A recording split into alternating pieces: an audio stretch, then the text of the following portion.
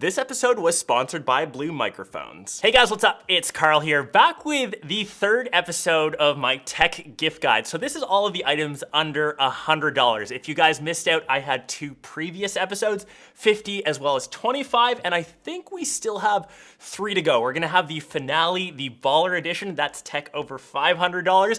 And remember, you can win something from this episode / all of the episodes. Super simple. Just be sure to sub to the channel. I really can't ask for anything more. Leave that one comment down below with your Instagram handle of your favorite item. And of course, follow me over on IG. That's where I'll be DMing the winners, and hopefully it's a bit more legit than what we've seen in previous episodes. And before we get to the first item, there's actually something I want to introduce before we start. And I know it's not really tech related, but it's in that $100 zone. It's a clothing company that I actually stand behind, and I know a ton of you always ask about the hoodies that I do rock. They're doing some really cool holiday as well as Black Friday sales. They're actually made locally here in Toronto, where I'm from, and a big portion of their proceeds actually go towards Sick Kids, which is a Toronto hospital. So it goes to a good cause. All the stuff is pretty locally made, and it's pretty legit quality as well. So I'm really into that. Help support local, especially now during this pandemic. But let's get to the actual tech. And like I mentioned, the first one is the CalDigit Soho dock. And since working from home now is the new norm, we're all working from our laptops or even given desktops. If you've purchased a new device in the last little bit, you know that living the dongle life is necessarily the thing. This little dock helps you connect all of the necessary ports that you may need if you only have normally access to USB-C, like on, say, the new MacBook lineups.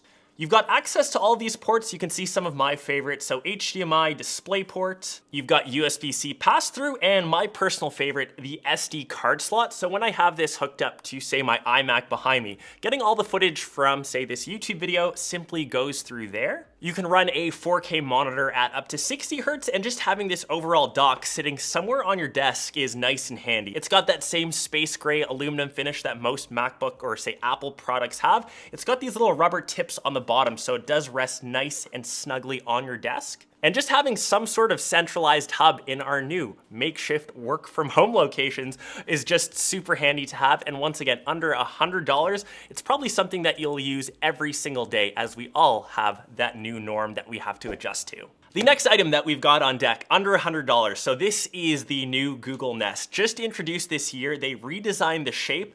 I think this is the best smart speaker that you can currently get on the market, and I was stoked that Google kept it under $100. And right off the bat, you can see it comes in these new colorways. Might have matched the sweater to the speaker. That was just a bit of a coincidence. But I do think this is the perfect speaker, that gateway into the smart tech game. So I do use this to control all of my smart appliances, all of my smart tech here in the studio.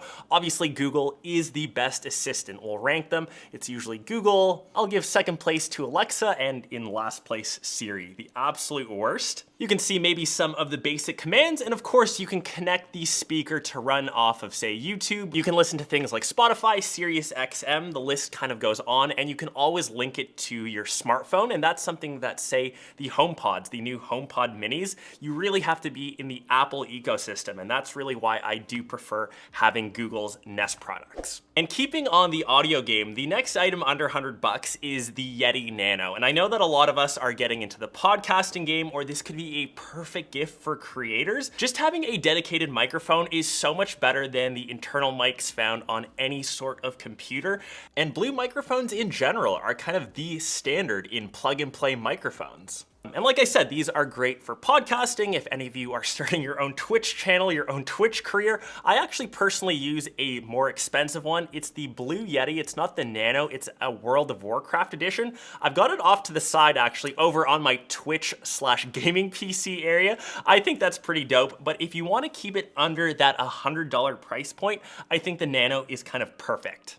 And surprisingly, for $100, it's still broadcast standard. I know people that record instruments on this. They're kind of pretty versatile, and underneath that $100 price point, you really won't find any other microphone that can perform as well as this. The next item on the list, I feel like we're staying in the audio game for this episode, but these are a pair of headphones, the best money that you can spend for $100. So these are the OnePlus Buds. For anyone looking for wireless earbuds, you don't want to break the bank. You're not looking to spend $250, $300 for AirPods. They don't actually have these silicone tips, so they're actually very similar to the OG AirPods. I think they're the V1s or even V2s. And I would honestly say the sound quality is exactly on par with AirPods or any other standard pair of wireless headphones, but those generally cost, like I mentioned, in that $200 or even $150 range. So you're saving money.